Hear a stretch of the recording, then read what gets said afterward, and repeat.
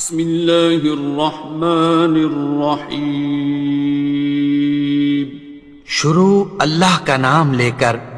جو بڑا مہربان نہایت رحم والا ہے۔ وعلى آل محمد كما باركت على إبراهيم وعلى آل إبراهيم إنك حميد مجيد رب اشرح لي صدري ويسر لي أمري واحلل عقدة من لساني يفقه قولي رب يسر ولا تعسر وتمم بالخير أعوذ بالله السميع العليم من الشيطان الرجيم من همزه ونفخه ونفثه بسم الله الرحمن الرحيم وأذن في الناس بالحج يأتوك رجالا وعلى كل ضامر يأتين من كل فج عميق۔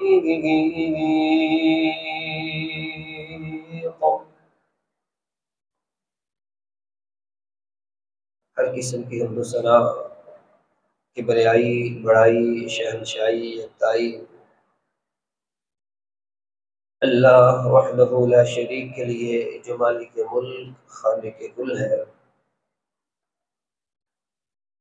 درود و سلام امام الانبیاء جناب محمد الرسول اللہ صلی اللہ علیہ وآلہ وصحبہ وسلم کی مقدس مطہر بابرکت ہستی پر،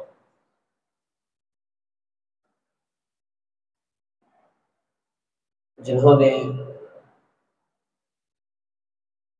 ہمیں اسلام کے بنیادی ارکان سکھائے ہیں اور ان کے اثرات، ان کے اسباق ہمیں سکھلائے ہیں۔ رحمت اور بخشش کی دعا جناب اہل بیت رضوان کے لیے، صحابہ کرام کے لیے، تابعین اعظام کے لیے، محدثین اعظام کے لیے، فقہاء کرام کے لیے، علماء کرام کے لیے، جو اپنے اپنے وقت میں علم وحی کی روشنی میں اسلام کے ارکان کو، اس کی تعلیمات کو امت تک پہنچاتے رہے، علم وحی کو پڑھتے رہے، پڑھاتے رہے، سکھاتے رہے، سیکھتے رہے، سکھاتے رہے۔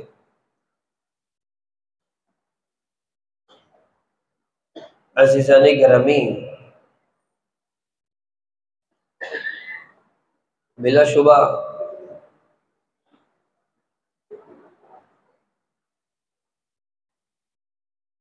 کوئی بھی عمارت اپنے ستونوں پر کھڑی ہوتی ہے،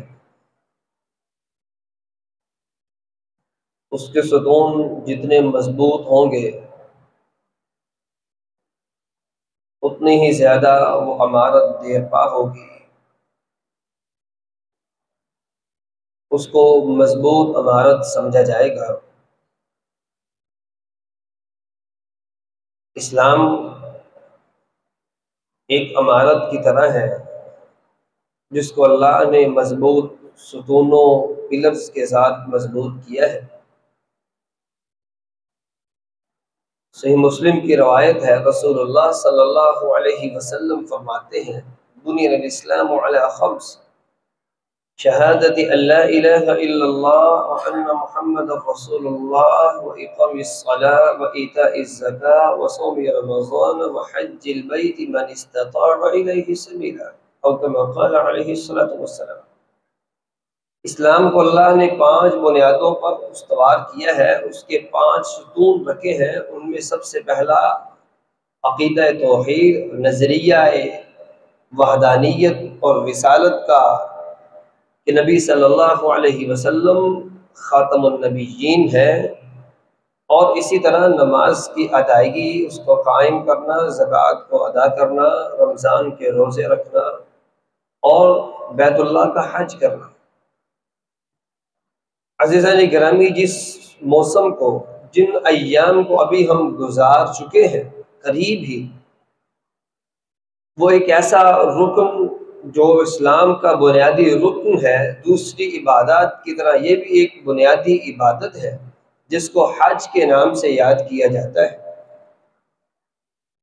انشاءاللہ آج کے اس مختصر سے وقت میں حج کے انتہائی مختصر سے فضائل اور اس سے ملنے والے اسباب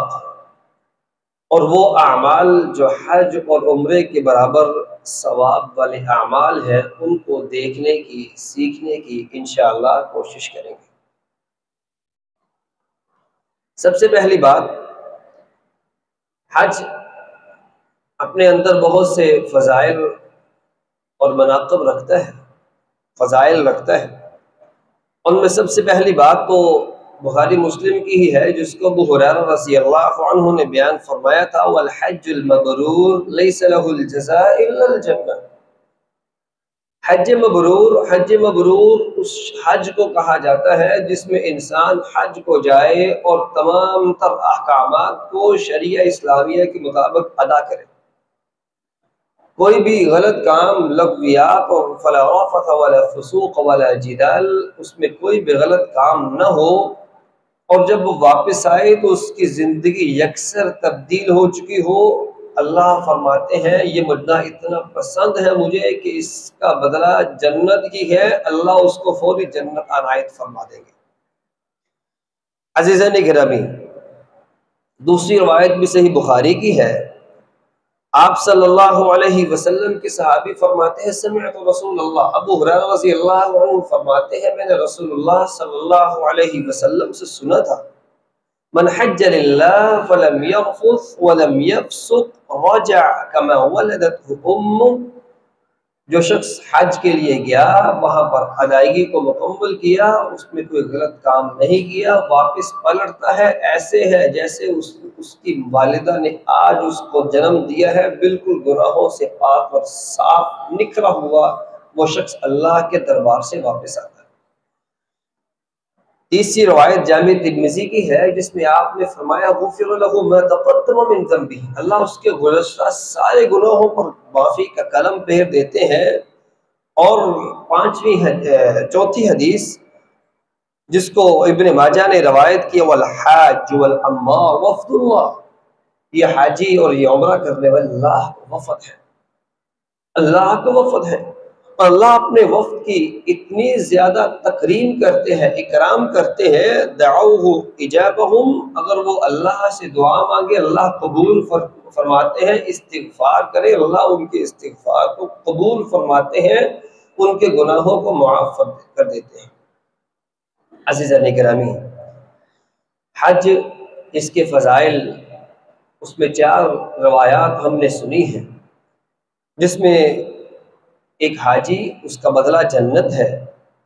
اس کے گناہ ایسے دھلتے ہیں جیسے اس کی والدہ نے اس کو جنم دیا ہے، بالکل صاف ستھرا نکھرا ہوا۔ تیسری بات یہ ہے کہ اللہ اس کے گزشتہ سارے گناہ معاف کر دیتے ہیں۔ چوتھی بات یہ ہے اللہ کے اس کا پروٹوکول ہی اتنا ہے کہ جو وہ بات کرے رب اس کی بات کو فوری قبول کرتے ہیں۔ لیکن عزیزان گرامی، بات یہ ہے کہ ہمیں سمجھنا ہے کہ اس کے اسباب کیا ہے۔ اتنی بڑی عبادت، اتنا اہتمام، اتنا زیادہ اہتمام پوری دنیا کے مسلمان کرتے ہیں، اس میں سے ہمیں کیا ملا؟ یہ ضروری نہیں کہ یہ عبادت انہی کو سبق دیتی جو وہاں موجود ہیں، یہ تمام مسلمانوں کے لیے یہ عبادت ہے، اسلام کا بنیادی رکن ہے۔ تمام مسلمان جو اسلام کو مانتے ہیں، اس اسلام کا بنیادی رکن ہے، اس کے اسباب بھی پوری امت کے لیے ہے۔ تو سب سے پہلا سبق امت کے ہر مسلمان کے لیے کہ ایک مسلمان حج بیت اللہ سے سب سے پہلے جو چیز سیکھتا ہے وہ اخلاص ہے۔ اخلاص اللہ اپنے گھر کے چکر لگانے سے ایک مسلمان کو اخلاص سکھاتے ہیں۔ آپ جانتے ہیں بیت اللہ کی تعمیر جب ابراہیم اور اسماعیل علیہ السلام دونوں کر رہے ہیں، اور اس میں اپنے خون پسینے کے ساتھ اپنا اخلاص، اپنی محبت کو شامل کر رہے ہیں، اور محبت کو شامل کرتے ہوئے رب نے رزلٹ کیا دیا؟ کہ رب نے کہا میرے ابراہیم آپ نے بیت اللہ کی تعمیر کر لی ہے، اب آپ جائیے اور صرف یہ اعلان کر دیجئے وَأَذِّن فِي النَّاسِ بِالْحَجِّ وَأَذِّن فِي النَّاسِ بِالْحَجِّ يَأْتُوكَ رِجَالًا وَعَلَى كُلِّ ضَامِرٍ يَأْتِينَ مِنْ كُلِّ فَجٍّ عَمِيقٍ۔ آپ میرے ابراہیم تھوڑا سا اعلان کر دیجئے، آواز لگا دیجئے، میں لوگوں سے کہیے کہ آپ حج کے لیے آئیں، اس بیت اللہ کا حج کریں۔ اور ہم سب جانتے ہیں اس وقت آواز صرف اتنی ہی سنائی دی جا سکتی تھی جو نارمل بندہ بولتا ہے اور دوسرے کو آواز سن جاتی ہے، اس کے علاوہ کوئی ذریعہ نہیں ہے کہ دنیا تک آواز کو پہنچا دیا جائے۔ اس وقت میں جو ابھی مائک اور لاؤڈ سپیکر کے ذریعے کچھ زیادہ لوگوں تک آواز پہنچائی جا رہی ہے، کچھ ایسا نہیں، صرف 7 والے شخص کو بات بتائی جا سکتی، اتنا ہی اعلان تھا۔ لیکن رب فرماتے میرا ابراہیم آپ اعلان تو کیجئے پوری دنیا سے کہ لوگوں کو بیت اللہ کے حج کے لیے لے کے آنا بھی میرا کام ہے۔ سبب کیا ہے؟ سبب یہ ہے کہ وہ اخلاص، وہ محبت جو بیت اللہ کی تعمیر میں ابراہیم علیہ السلام کا زینہ تھی، ان کا لباس تھی، وہ اللہ نے اس محبت اور اخلاص کو ایسا قبول کیا جو نہیں کہ وہ تڑپتے ہیں، جو ہو کر واپس آئے وہ سسکتے ہیں کہ ہمیں حج بیت اللہ کی اور زیارت بیت اللہ کا موقع مل جائے۔ عزیزان گرامی، یہ وہ اخلاص کی بدولت ہے جو ابراہیم علیہ السلام اللہ کے اس گھر کو تعمیر کرنے میں اپنا اخلاص اللہ کے حضور پیش کرتے ہیں۔ اور عزیزان گرامی، سعودی وزارت حج کے ایک رپورٹ کے مطابق تقریباً 18.5 لاکھ حاجی اس سال حج پہ تھے۔ یہ وہ اخلاص ہے جو آج ہمیں ابراہیم علیہ السلام کا وہ نظر آتا ہے۔ اور اس میں مسائل کیا ہیں، معاملات کیا ہیں، کس کو نہیں پتا کہ وہاں پر مشقت بھی ہے، سب کچھ ہے، لیکن پھر بھی مسلمان تڑپتے ہیں۔ یہ اخلاص اللہ نے اس عبادت میں، اس کام میں جس میں اخلاص ہو، اللہ اس کو پائیدار بنا دیتے ہیں، اس کو دیر پا بنا دیتے ہیں، اس کو قبول بھی کرتے ہیں، اس کو مقبول بھی کرتے ہیں۔ یہ اخلاص کی بدولت ہی ممکن ہے۔ عزیزان گرامی، دوسری بات، دوسرا سبق ایک مسلمان کے لیے، وہ مسلمان جو حج بیت اللہ کو دیکھتا ہے، اس کو کرتا ہے، اس کو سیکھتا ہے، اللہ اس کو حج بیت اللہ سے توحید سکھاتے ہیں۔ لبیک اللہم لبیک، لبیک لا شریک لک لبیک، میرے مالک و خالق میں آپ کے دربار میں حاضر ہوں، میرے مالک اس حاضری کے ساتھ یہ اعلان بھی ہے لا شریک لک لبیک، میں حاضر ہوں اس رب کے دربار میں جس کا کوئی شریک نہیں۔ ان الحمد والنعمت لک والملک، میرے اللہ تمام تعریفیں، تمام حمد، جو جس ان تعریفوں کا، ان حمد، ان تعریفات کا، ان ثناؤں کا، ان محبتوں کا اگر کوئی حقدار ہے تو وہ لا شریک لک، اس میں وہ ذات جس کا کوئی شریک نہیں، جس کی بادشاہی ایسی ہے کہ اس کی بادشاہی میں، اس کی ذات میں، اس کی صفات میں، اس کی بات میں اس کا کوئی شریک نہیں ہے۔ اور عزیزان گرامی، اسی طرح ایک مسلمان جب یہ دیکھتا ہے تو نبی صلی اللہ علیہ وسلم جب یہ تلبیہ مسلمانوں کو سکھا رہے تھے تو حج تو آپ کی آمد سے پہلے بھی ہوتا تھا، مشرکین بھی تلبیہ پڑھا کرتے، لیکن ساتھ یہ کہا کرتے الا شریکا هو لک تملکہ وما ملک، اللہ کا کوئی شریک تو نہیں لیکن وہ شریک ضرور ہے جن کو اللہ نے اپنا خود شریک بنا لیا، لیکن وہ شریک کر خود کچھ نہیں سکتے۔ عزیزان گرامی، خلاصہ ان کے تلبیہ کا یہ ہے کہ اللہ نے اپنے شریک خود ہی بنا لیے ہیں، لیکن وہ شریک خود کچھ نہیں کر سکتے، وہ اللہ کے ہاں ہماری سفارش کرتے ہیں، پھر وہ تمام تر نظریات جو اللہ کے لیے خاص ہونے چاہیے وہ اپنے بتوں کے نام پر خاص کر دیتے ہیں۔ آج ایک مسلمان سامنے بت نہیں رکھتا تو اور کیا کچھ نہیں رکھ کے اپنے وہ تمام تر عقائد اور محبت کے جذبات، اشد حبا للہ، اللہ سے زیادہ ان چیزوں سے محبت کرتا ہے جو اللہ کے علاوہ ہے، جن کو غیر اللہ کہا جا سکتا ہے۔ اس لیے ایک مسلمان وہ اس بات سے، اس تلبیے سے توحید کو سیکھتا ہے کہ اللہ کی ذات صفات بات میں کوئی شریک نہیں ہو سکتا۔ عزیزان گرامی، انہی دنوں میں ہم نے عید کی تکبیرات پڑھی، حاجی بھی عید کی تکبیرات کو پڑھتے ہیں، اس میں دیکھ لیجئے اللہ اکبر اللہ اکبر اللہ اکبر، لا الہ الا اللہ واللہ اکبر وللہ الحمد۔ ہم نے ان تکبیرات کا کچھ خلاصہ اور اس کی معنویت ہم نے بیان کی۔ مقصود یہ ہے اللہ مسلمان کو توحید سکھانا چاہتے ہیں، اور ہم نے گزشتہ سے وسطی وہ یوم عرفہ کی دعا کو بھی سنا، جس میں آپ صلی اللہ علیہ وسلم نے وہ دعا بیان فرمائی، لا الہ الا اللہ وحدہ لا شریک لہ لہ الملک ولہ الحمد وہو علی کل شیء قدیر۔ اس دعا کے ہر لفظ کو لیجئے، ہر حرف کو لیجئے۔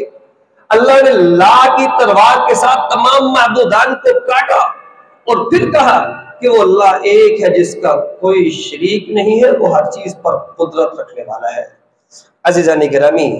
تیسرا سبق ایک مسلمان کے لیے وہ رسول اللہ صلی اللہ علیہ وسلم کی بات پر عمل کرنا سیکھتا ہے، اور آپ صلی اللہ علیہ وسلم کی سنت کی اہمیت کو سیکھتا ہے۔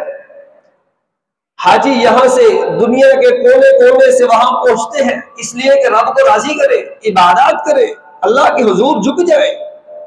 لیکن مزدلفہ کی رات ہے، اس رات کو آپ صلی اللہ علیہ وسلم نے آرام دیا تھا۔ ایک حاجی کہتا ہے کہ میں ساری رات عبادت کروں گا، یقین کیجئے وہ اس حاجی کے برابر نہیں پہنچ سکتا جو رسول اللہ صلی اللہ علیہ وسلم کے طریقے کے مطابق چلتے ہوئے آرام کر لیتا ہے۔ سبب کیا ہے کہ نبی صلی اللہ علیہ وسلم نے جس بات پر مہر لگا دی ہے، آپ نے جو کام کر دیا ہے، نیت بھلے سے جتنی مرضی اچھی ہو، لیکن کام وہی جو رسول اللہ صلی اللہ علیہ وسلم نے کر دیا ہے۔ آپ سب نے سن رکھا ہے، آپ صلی اللہ علیہ وسلم فتح مکہ کے موقع پر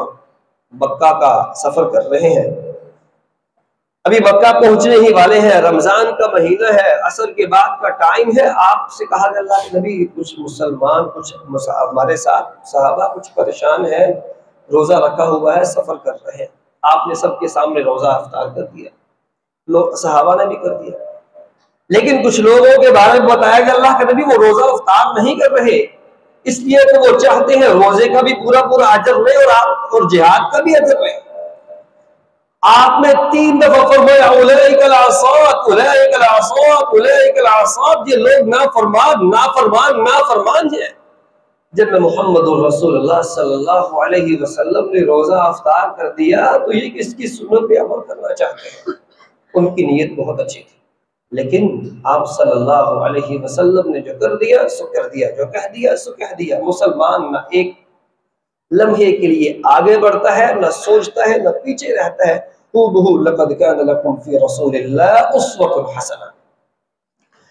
عزیزان گرامی، چوتھی بات ایک مسلمان کے لیے سیکھنے کی وجہ ہے ذل و خشع، رب کے سامنے اپنے آپ کو مکمل چکا دیتا ہے، اور دنیا کی ادائش اور ذبائش،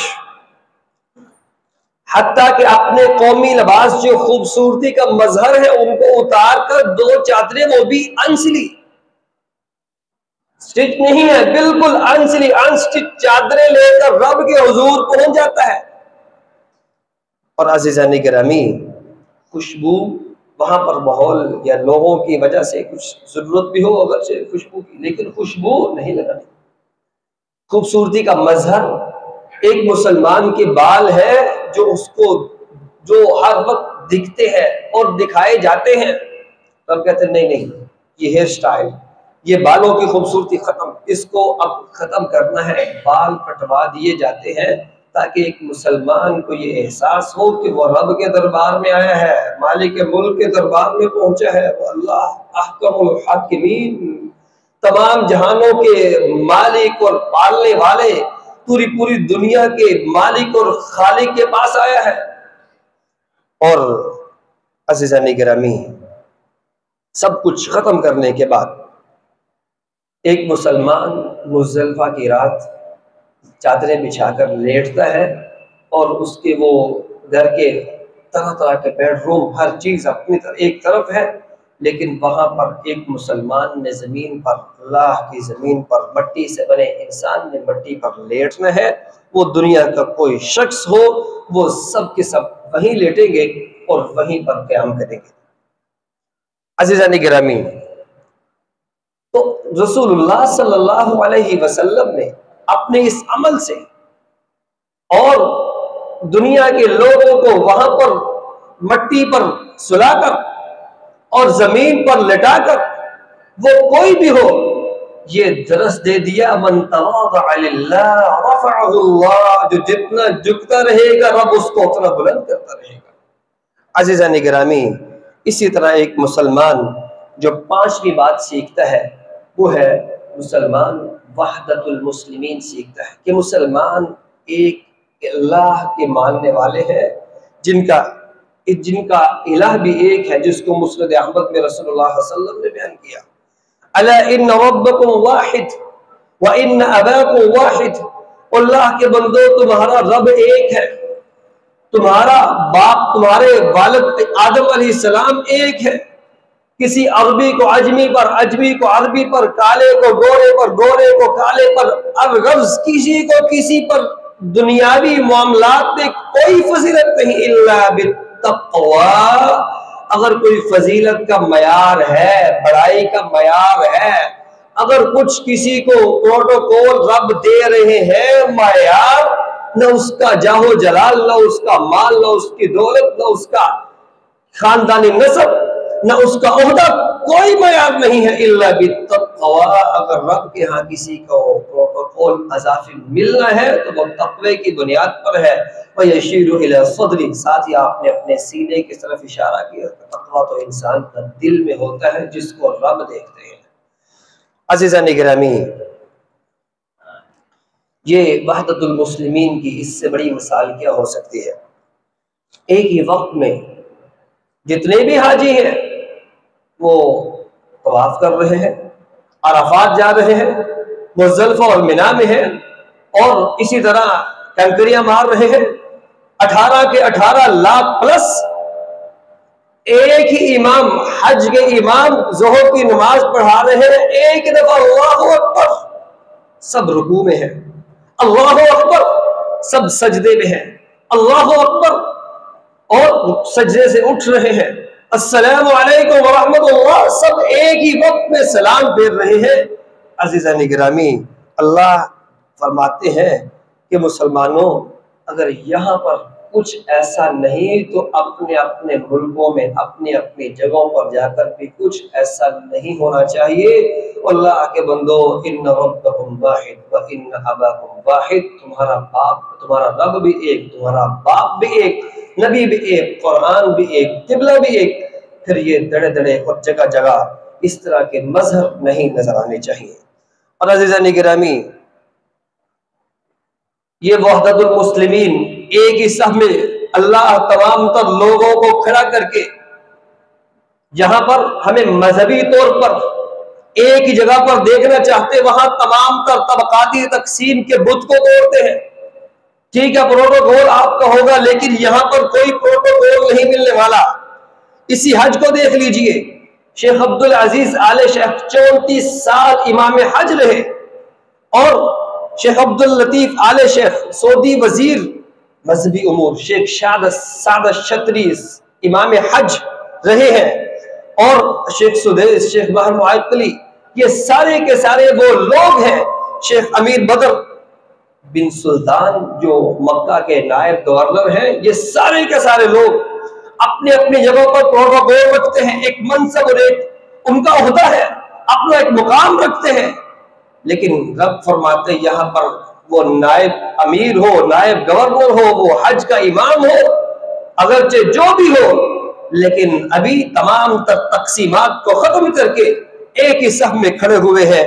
تو ایک ہی صف میں کھڑے کر کے اللہ اس بات کا مظہر پیش کرتے ہیں، بندہ و صاحب و محتاج و غنی ایک ہوئے، بندہ و صاحب و محتاج و غنی ایک ہوئے، تیری سرکار میں پہنچے تو سبھی ایک ہوئے۔ عزیزان گرامی، تمام تر تقسیمات کو رب ختم کر کے حج کے موقع پر ایک مسلمان کو یہ بات سکھلاتے ہیں کہ اللہ کے بندے ان ربکم واحد و ان اباکم واحد۔ عزیزان گرامی، مزید ایک مسلمان جو حج سے سیکھتا ہے کہ اللہ کے شاعر جو ہیں، اللہ کے شاعر، اس کی دینی علامات، اس کی تعظیم کیسے کرنی ہے۔ حج بیت اللہ اگر رب چاہتے تو بیت اللہ میں مکمل کر سکتے، اتنی مشقت کرنے کے بعد اتنے انتظامات کروانا کہ مینا میں، مزدلفہ میں، عرفات میں اور دیگر انتظامات، لیکن رب فرماتے اللہ کے بندو، اللہ اپنے شاعر اور علامات کی تعظیم کروانا چاہتے ہیں۔ حاجیوں کو اٹھایا، عرفات میں بسایا، مینا میں راتیں رکوائی، اور پھر مزدلفہ میں اللہ نے راتوں کو رکایا۔ یہ کیوں ہے؟ سبب یہ ہے کہ ایک مسلمان اللہ کے شاعر کو جانے، اس کے مذہبی علامات کو پہچانے، اس کو پتا ہو کہ مزدلفہ اور مینا اور عرفات یہ اللہ کے دینی جو معاملات ہیں اس کے شاعر ہیں، اس کی علامات ہیں۔ اور دینی علامات جیسے رسول اللہ صلی اللہ علیہ وسلم نے حج کے شاعر کو لوگوں کو بتانے کے لیے آپ صلی اللہ علیہ وسلم فرماتے اللہ کے بندو فَلْيَرْفَعُوا أَصْوَاتَهُمْ، جبریل آئے اور فرمایا اللہ کے نبی ان سے کہیے اپنے تلبیہ کو پکارتے وقت آوازوں کو بلند رکھے۔ سبب کیا ہے؟ فَإِنَّهَا شَعَائِرُ الْحَجِّ، اللہ کے نبی یہ حج کا شعار ہے، حج کی علامت ہے، شعائر الحج حج کی علامت ہے، اس لیے اس کو اونچی آواز سے پڑھنے کا حکم دیجیے۔ عزیزان گرامی، الغرض اسلام کی جتنی علامات ہیں، وہ نماز، وہ قربانی، وہ پردہ، وہ اذان، وہ داڑھی اور دیگر جو امور ہیں، ان سب کے سب جو دینی علامات کے طور پر رب نے مسلمانوں کو دیا ہے، ان کی تعظیم وَمَن يُعَظِّمْ شَعَائِرَ اللَّهِ فَإِنَّهَا مِن تَقْوَى الْقُلُوبِ، جو شخص بھی اللہ کے شاعر کی تعظیم کرتا ہے، رب فرماتے یہی وہ مسلمان ہے جس کے دل میں ہم نے تقویٰ کو رکھ دیا ہے، اور جو اس کا مذاق اڑاتا ہے رب فرماتے ہیں وہ تقویٰ سے بھی خالی ہے اور اللہ اس کو ذلیل کرتے ہیں۔ اور ہم نے ایسے لوگوں کو اپنی جیتی جاتی آنکھوں سے ذلیل ہوتے دیکھا ہے جو شاعر اسلام کی توہین ایسے کرتے کہ العیاذ باللہ مسلمانوں کے گھر پیدا ہونے والے، مسلمانوں کے لیڈر کہلانے والے شاعر اسلام کی توہین کر رہے ہوتے تھے، اللہ پھر ان کو ذلیل کرتے ہیں، دنیا ان کو دیکھتی ہے۔ اور عزیزان گرامی، حج کے ان تمام تر اسباب کو سامنے رکھتے ہوئے اور اس کے فضائل کو دیکھتے ہوئے ہر مسلمان یہ چاہتا ہے کہ وہ حج بیت اللہ کی سعادت سے اللہ اس کو محظوظ فرمائے، بہرور فرمائے، لیکن اللہ کی توفیق ہے جس کو رب عنایت فرماتے ہیں۔ لیکن وہ لوگ جو حج بیت اللہ کے لیے نہیں جا سکے، رب ان کو مایوس نہیں کرنا چاہتے، ان کے لیے رسول اللہ صلی اللہ علیہ وسلم نے ایسے کچھ اعمال بتا دیے ہیں جو حج عمرہ کے برابر آپ صلی اللہ علیہ وسلم خود بیان فرماتے ہیں۔ ان میں صرف اور صرف آج کی مجلس میں 4 اعمال مختصر سے پیش کر کے ہم اپنی بات کو ختم کرتے ہیں۔ سب سے پہلا عمل نماز اشراق، جس کو جامع ترمذی نے بیان کیا۔ انس بن مالک بیان فرماتے ہیں من صلی الغداۃ فی جماعہ ثم قعد یذکر اللہ، ایک شخص مسجد میں نماز با جماعت کے لیے آیا، فجر کی نماز کو با جماعت پڑھا اور پھر اپنی جگہ پر بیٹھ کر مسجد میں بیٹھ کر ذکر و اذکار میں مصروف رہا۔ اگر ضرورت پڑے تو ضرورت کی باتیں بھی کی جا سکتی اور معاملات کو ڈسکس کیا جا سکتا ہے، تو آپ وہاں بیٹھ کر اذکار کیے اور سورہ طلوع ہوا، 2 رکعت پڑھی، اپنے گھر کو چلا گیا۔ آپ فرماتے ہیں کأجر حجۃ وعمرہ تامہ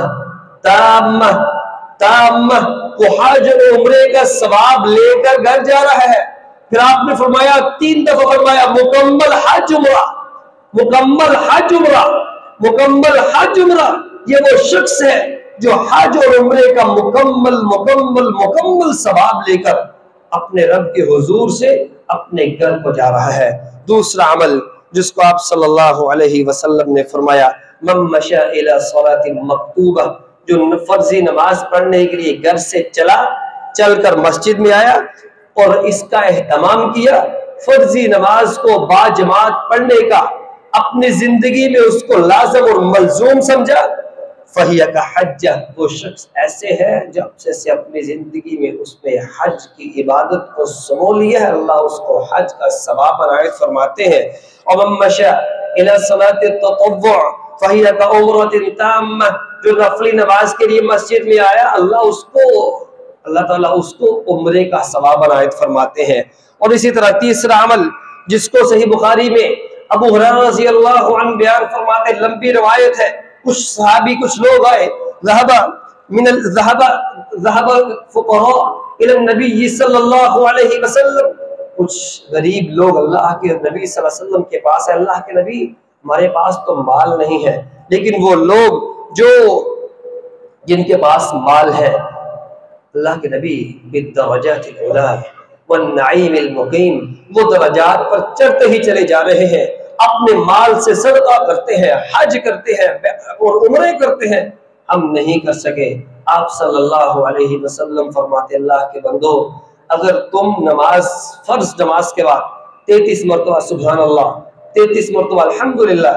اور 33 مرتبہ اللہ اکبر یہ تسبیحات پڑھ لیا کرو، اور ایک روایت میں 34 مرتبہ اور ایک میں لا الہ الا اللہ وحدہ لا شریک لہ لہ الملک و لہ الحمد وہو علی کل شیء قدیر، اس جملے کو اس کلمے کو ساتھ شامل کر لیا کرو، اللہ تمہیں حج عمرے کا ثواب عنایت فرما دیں گے۔ اور چوتھا عمل، رسول اللہ صلی اللہ علیہ وسلم نے جب حج سے واپس پہنچے، ام سنان جو حج پر نہیں جا سکی تھی اس کو حوصلہ دیا اور کہا آپ حج کا ثواب لینا چاہتی ہیں تو پھر آپ رمضان میں عمرہ کیجئے، فَإِنَّ عُمْرَةً فِي رَمَضَانَ،